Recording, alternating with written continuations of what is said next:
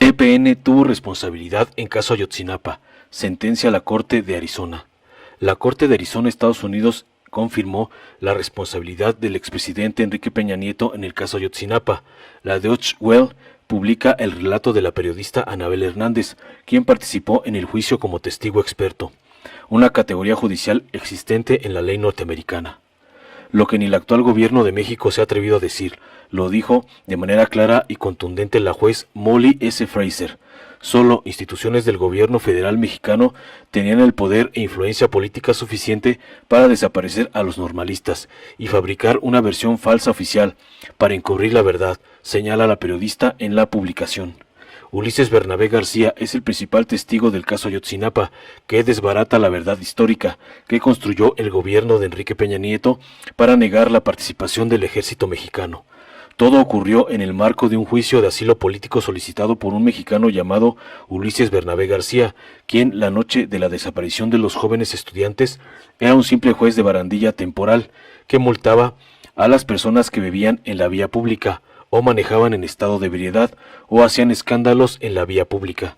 De un simple juez de paz, como también se conoce a estos servidores públicos, Bernabé García pasó a ser testigo clave de los hechos que ocurrieron y que no ocurrieron esa noche, precisa Hernández. Y continúa, la conversación con él, como cuando hago este tipo de investigaciones, comenzó de manera casual. Él estaba libre, no tenía ningún problema legal, y el cargo que había tenido de juez de barandilla había sido accidental, ya que era sustituto del titular que había pedido permiso de ausentarse durante 3 meses.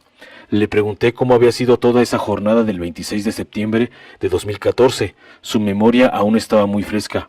Me dijo incluso hasta a qué hora se había levantado, a qué hora se presentó a trabajar esa mañana en la base de la Policía Municipal de Iguala, a qué hora fue a comer el lunch, a qué hora regresó y cuántas personas habían sido arrestadas durante ese día y llevadas a la base de la Policía Municipal.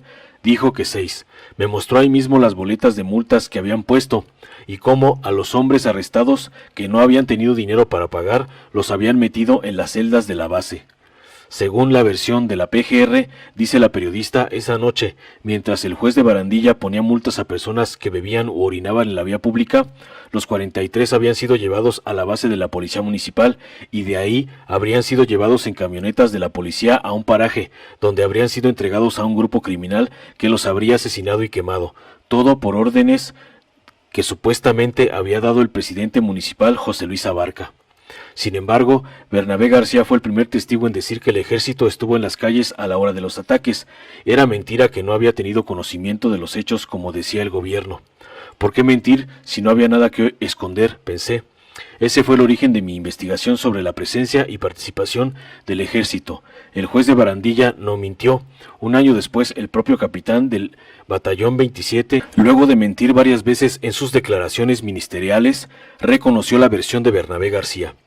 Bernabé García había huido hacia los Estados Unidos temiendo por su vida, pues sabía que era buscado por el ejército mexicano y cruzó la frontera sin documentos.